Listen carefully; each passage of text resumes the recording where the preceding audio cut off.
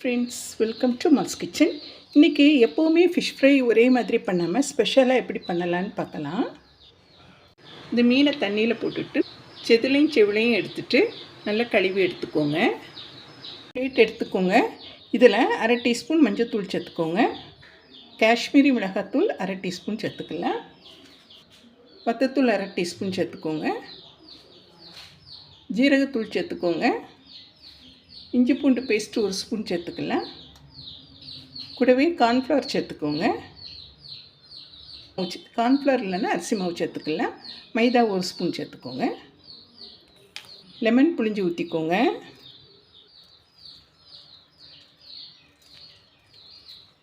ஒரு ஸ்பூன் எண்ணெய் சேர்த்துக்கோங்க. நல்லா மிக்ஸ் பண்ணி விட்டுடலாம்.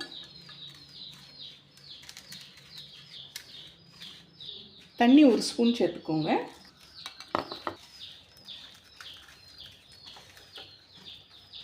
இந்த அளவுக்கு பேஸ்ட்டு மாதிரி கலக்கி வச்சுக்கலாம். இப்போ மீனை மஞ்சத்தூளும் உப்பும் போட்டு நல்லா கழுவிட்டு இதே மாதிரி கட் பண்ணி எடுத்துக்கோங்க. இந்த மசாலா இதில் தடவி விட்டுக்கோங்க.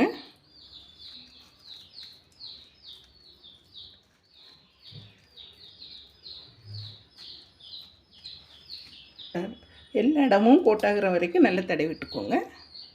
பின்புறமும் தடவி விட்டுக்கலாம்.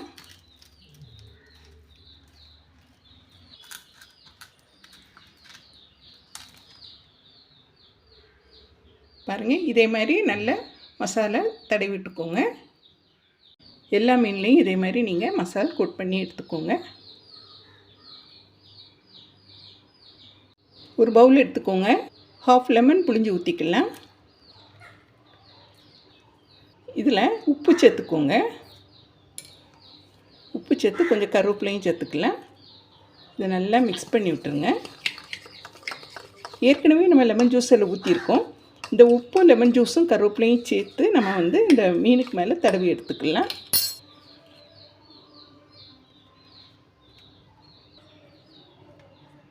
இந்த மசாலா மீன் நல்லா ஊறி வரும். 20 நிமிஷம் நம்ம ரெஸ்ட்டில் வச்சுக்கலாம். பேன் வச்சுக்கோங்க. அரை டீஸ்பூன் மட்டும் மல்லி சேர்த்துக்கோங்க, முழு மல்லி. கூடவே 7-8 வத்தல் சேர்த்துக்கலாம். பெருஞ்சீரகம் ஒரு ஸ்பூன் சேர்த்துக்கோங்க. மிளகு சேர்த்துக்கோங்க. ஃப்ரெஷ்ஷான கருவேப்பிலையை இதில் உதுத்து சேர்த்துக்கோங்க. இவ்வளோத்தையும் நல்ல ட்ரை பேன்லேயே வறுத்து எடுத்துக்கலாம்.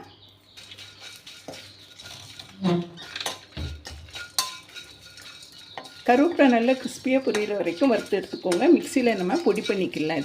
இந்த ஸ்பெஷல் மசால் இது. மீனை பொரித்து நம்ம எடுத்த பிறகு இந்த மசால் தூவி நீங்கள் ஃபிஷ் ஃப்ரை சாப்பிட்டு பாருங்கள். அவ்வளோ டேஸ்ட்டாக இருக்கும். பாருங்கள், நல்லா பொரிஞ்சிட்டு இப்போ ஸ்டவ் ஆஃப் பண்ணிடுங்க. ஸ்டவ் ஆஃப் பண்ணிவிட்டு இதை ஆற வச்சுட்டு மிக்சியில் பொடி பண்ணிக்கலாம். பாருங்கள், இது நல்லா ஆறி இருக்குது. மிக்சியில் நல்லா பொடி பண்ணிக்கோங்க.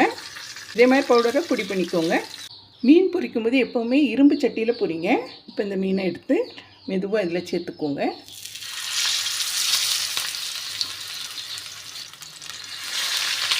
நல்லா மீடியம் ஹீட்டில் வச்சுக்கோங்க. நல்லா ஹையில் வச்சானா அது கரிஞ்சிரும், உள்ளுக்கு மீன் வேகாது. மீடியம் ஹீட்டில் வச்சு நம்ம பொரிச்சு எடுத்துக்கலாம்.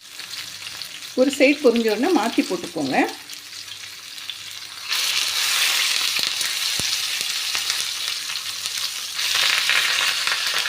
இதே மாதிரி மாற்றி போட்டு ஒரு 3 நிமிஷம் மீடியம் ஃப்ளேமில் வச்சு பொரிச்சு எடுத்துக்கலாம். பாருங்கள், நமக்கு போட்ட மசால் உதிரவே உதிராது. இந்த மசால் பாருங்கள் எண்ணெய் எவ்வளோ கிளியராக இருக்குன்னு பாருங்கள். இந்த அளவுக்கு பொரிஞ்ச உடனே எடுத்து வச்சுக்கலாம்.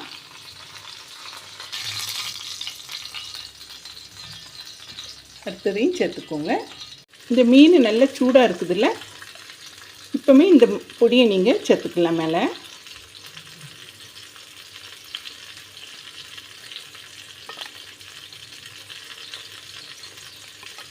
பொரிச்ச உடனே சூடாக இருக்கும்போதே இந்த மசாலா சேர்த்துக்கோங்க.